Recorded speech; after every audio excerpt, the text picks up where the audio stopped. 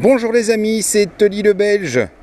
On se retrouve, comme en début de saison aujourd'hui, on se retrouve face à une TRK, une Benelli.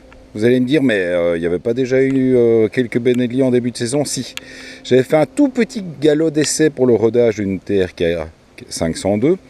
J'avais fait un tout petit galop d'essai avec une Leoncino 502.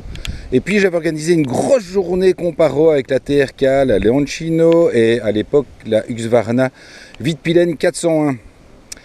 Alors, pourquoi n'existe-t-il pas de vidéo de cette journée? Eh bien tout simplement parce que j'ai eu un petit souci moteur avec la TRK.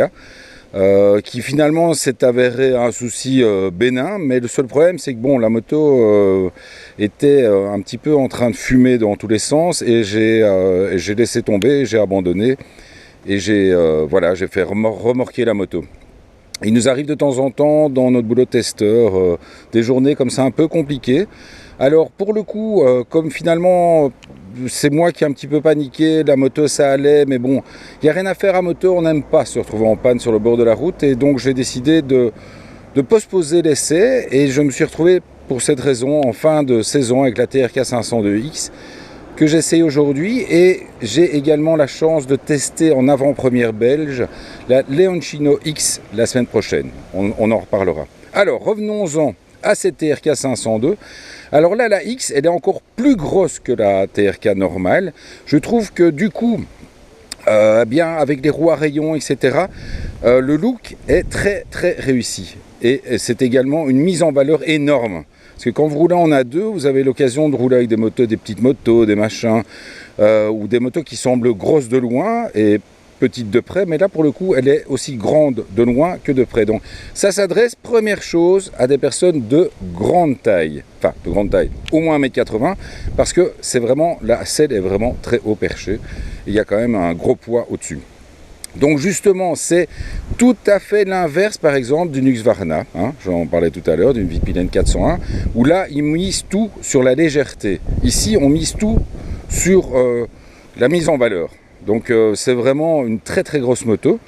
Le moteur est toujours aussi agréable. Bon, il était déjà avant, jusqu'au moment où il m'a fait un peu la gueule, mais sinon je trouve qu'il est toujours aussi agréable. La finition est sympa, il y a l'un ou l'autre truc qui sont un peu voilà, cheap, hein. Ça il n'y a rien à faire, le prix est là. Bon, il y a des trucs qui bougent un peu comme ça, vous allez voir, il y a un sale petit bruit dans le tableau de bord qui est hyper énervant. Je vais essayer de trouver un système avant de le casser. Ça me rappelle un peu les voitures françaises des années 80. Sinon pour le reste, bon, tout tombe bien sous la main et sous les fesses. La selle est vraiment très très confortable. Le pot sera un son tout à fait agréable. Il y a plein de petites chouettes pièces. Une énorme fourche, hein. Ça on l'avait déjà vu sur l'autre.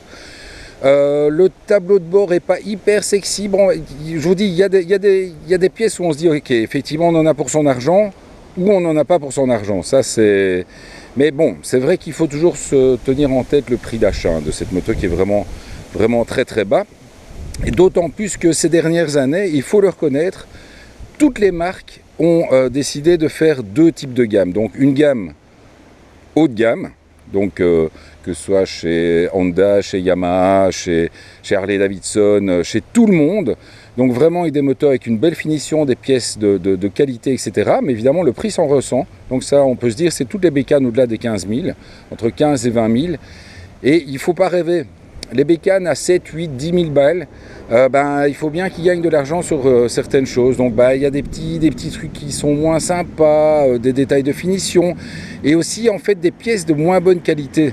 Donc ce sont des pièces où vous n'allez pas avoir de graves problèmes au départ, mais sur le long terme, moi je me rappelais toujours de mes TDM où je faisais aller 100 000 bornes avec les disques d'origine. Je faisais au moins 50 000 avec un pignon shed. Maintenant tout ça c'est terminé. Ça coûte moins cher, mais si vous roulez beaucoup de temps en temps, c'est pas toujours hyper rentable. Alors, trêve de plaisanterie, on va grimper sur le bestiau. Hop là, vous voyez, même moi, c'est quand même le truc. Ouais, voilà, c'est ce que je disais aussi, hein, la clé, ça a de la gueule, mais bon. On sent qu'il faut pas essayer de soulever une moto avec ces clés-là, parce que ça va pas tenir longtemps. Alors, l'injection, on l'entend bien. Voilà, le bruit dont je vous parlais. Vous allez l'entendre en roulant, c'est hyper énervant. Donc, tableau de bord très sympa. Je pense, vu le truc, donc vraiment les informations de base, hein, trip, essence, etc.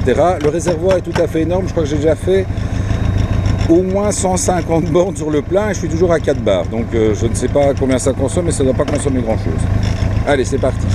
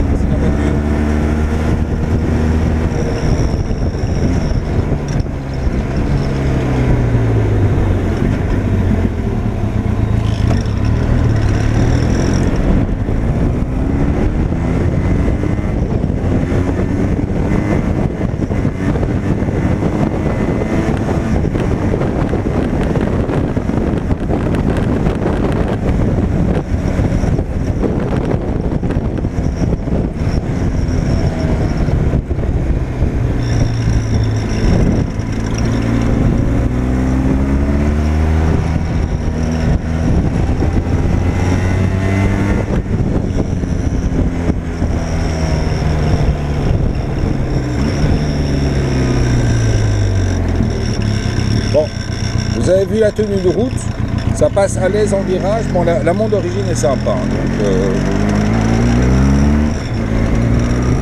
on va terminer ici.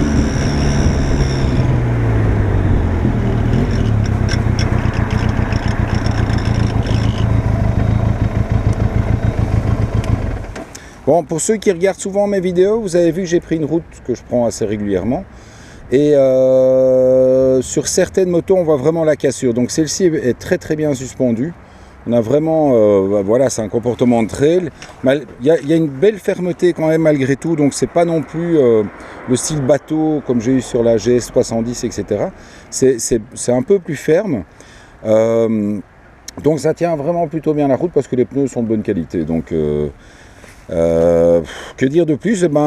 J'espère avoir un temps sympa pour les rouler, pour faire un peu d'image embarquée.